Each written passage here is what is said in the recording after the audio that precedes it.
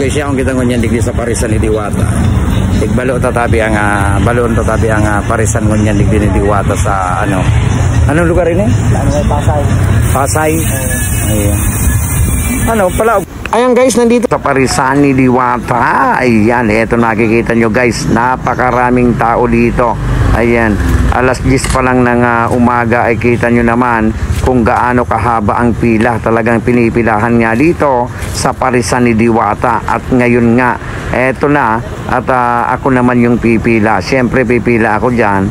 At wala na daw ditong si Ken Joy. Ayan nga guys, kung nakikita nyo sa haba ng pila, ayan, dalawa ang pila rito para doon sa si Ken at para dito sa ano, sa Pares. Ayan, di ba? Pares Overload siyempre yung pinilahan ko. Ayan, sobrang ang haba. Napakahaba yung pinilahan ko diyan. At eto na nga, ayan, nabigyan din tayo sa wakas.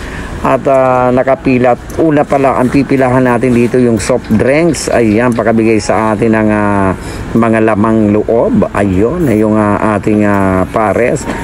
Pipila tayo dito sa soft drinks. Kita nyo naman guys kung gaano karami yung tansan. O yan, mag-iisang sako na. Mag-iisang sako na yung tansan at alas 10 pa lang ng umaga. Ayan nga guys, talagang ano dito kay Diwata, talagang pinipilahan talaga rito.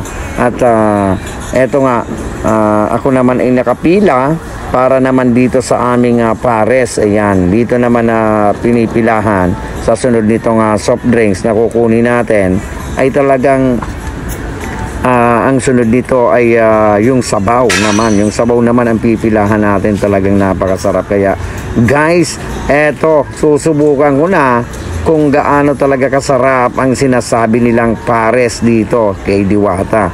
Ayan, parang sa tingin ko pa lang, syempre ako naman ay mayroong sakit sa aking liver. Kaya alam nyo na, medyo bawal tayo ng mamantika. Pero trinay ko dito yung Pares para ako naman makakapagsabi kung talagang masarap yung Pares ni Diwata, di ba?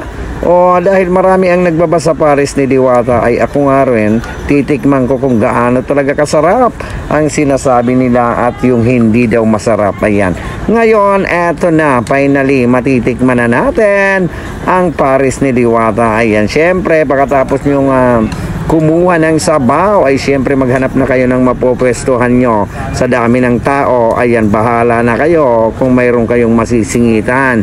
At eto nga guys, nung makita ko na walang tao dito ay dito ko na ipunesto. At eto na nga guys, finally matitikman na natin kung gaano kasarap ang Pares Overload dito kay Diwata. Ayan nga guys, ayan, paalala ko lang guys, kasi marami akong nakikita rito na marami sa mesa na maraming tirang kanin. Ayan, paalala lang, kumuha lang ng yung tama lang na kanin para hindi po masayang.